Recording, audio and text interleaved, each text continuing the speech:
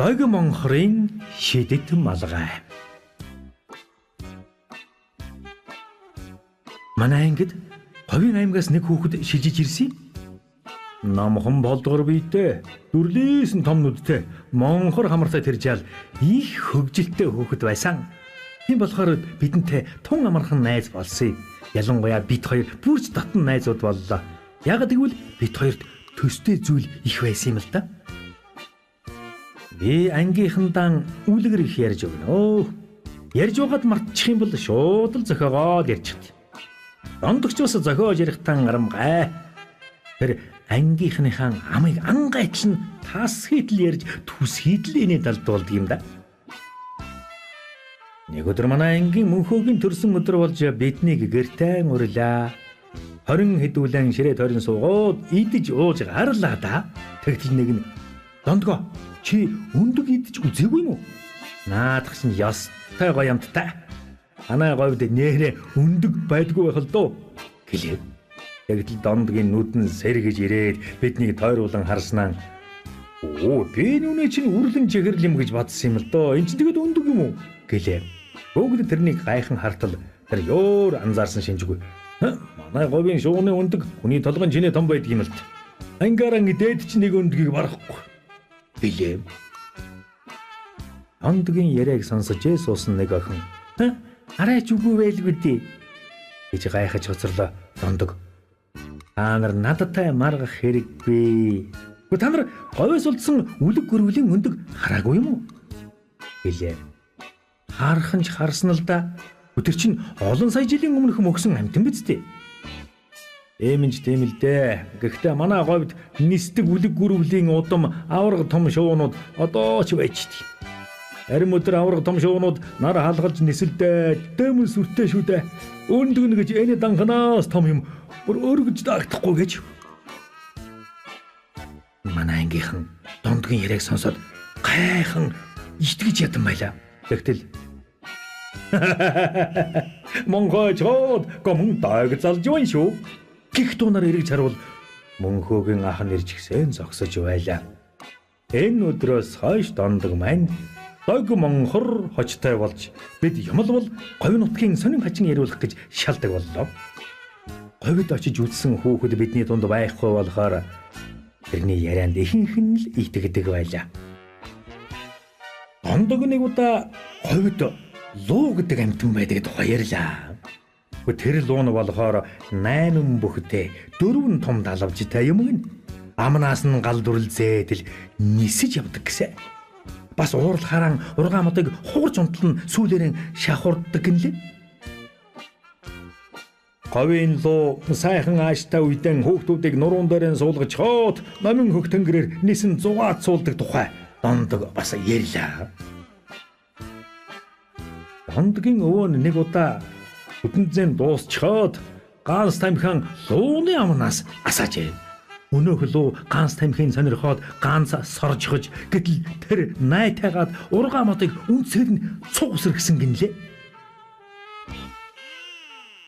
Лууны тухай яриа сайхан өрнжөөтөл багш орж ирлээ. Бид багшаасан.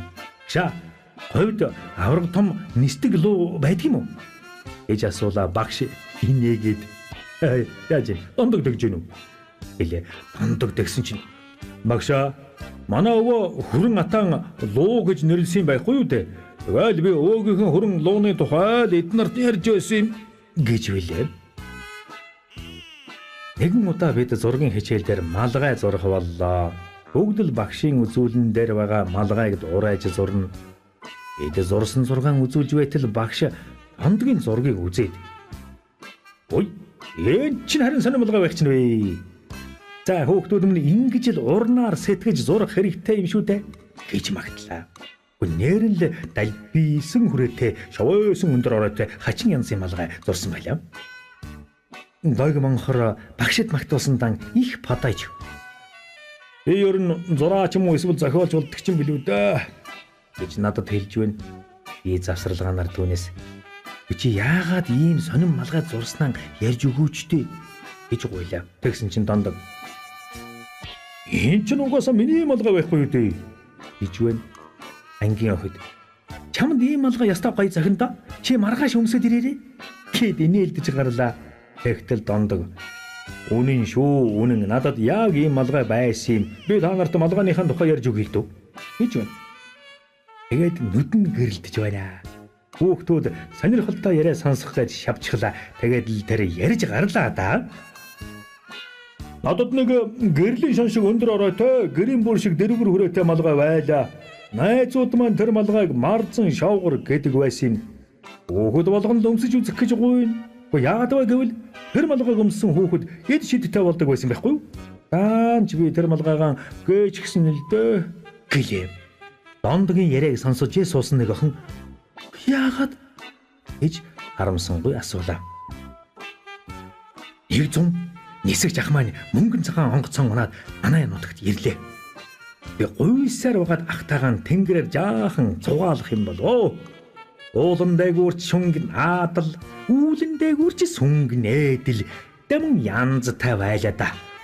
Одоо болно бууй гэхлээр нь би ахаасан гуйж байгаад одомчдын дундуур нисэж үзье л дээ гэлээ.